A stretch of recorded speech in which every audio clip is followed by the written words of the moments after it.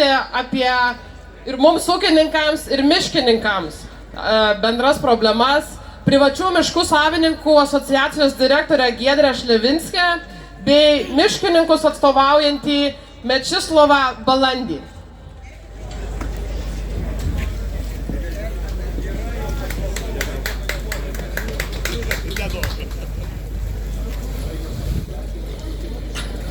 Sveiki visi susirinkę, kadangi miško savininkai labai palaiko jūs, taip pat žemdirbiai, kai kurie iš jūsų taip pat turi miškus, turi tas pačias problemas, o kalbant apie miškus, norėčiau pasakyti nuo visų privačių miškų savininkų kalbą. Taigi, miško ir žemės savininkai, tikrieji Lietuvos šeimininkai. Kol gamta ir miškas žiemą miega, giliu miegu, savininkai bunda. Matosi lėtas, bet ryžtingas miško savininkų, sugužėjusi čia iš visos Lietuvos judesys, kuris gimdo tvirtą žodį. Šis žodis šiandien yra toks. Išmintingi žmonės pastebi, jog pasaulyje įsišaknėjo valdžias, apėmusios nemedicininės kilmės pandemijos. Nemokšiškumas, dviveidiškumas, korupcija, arogancija ir neklystamumas. Šios baisios nelaimės neaplenkė ir mūsų šalies. Ta savo odą patiria kiekvienas miško ir žemės savininkas. Sakot, reikia pavyzdžių? Prašau. Nemokšiškumas. Lietuvoje sanitarinė būklė miškose pradedant 2021 metais blogiausia per pastaruosius 20 metų.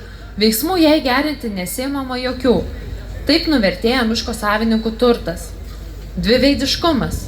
Ministras savo mišką pjauna, net skiedros be saugomų teritorijų lekia.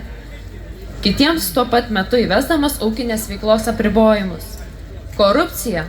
Nieko nedaroma, kad būtų panaikinta metai iš metų neskaidriai naudojama bendrųjų miško reikmių finansavimo programa. Tai lėšos iš privačių miškų savininkų sumokėtų mokesčių, kurias naudoja visi, kas netingi, tik ne miško savininkai. Arogancija.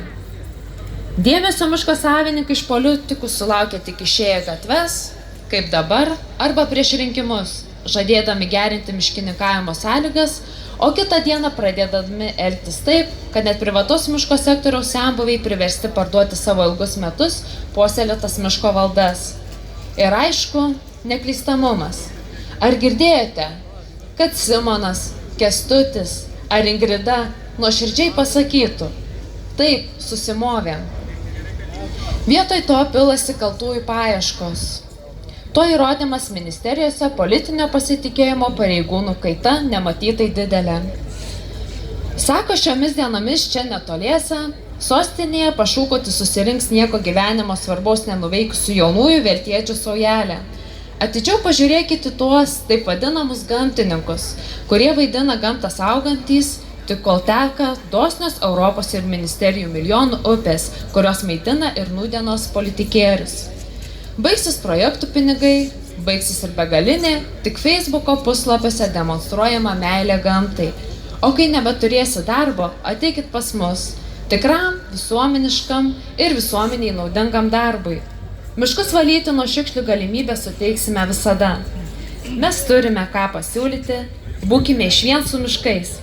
Lietuva be miškų ir miško savininkų, Lietuva be ateities.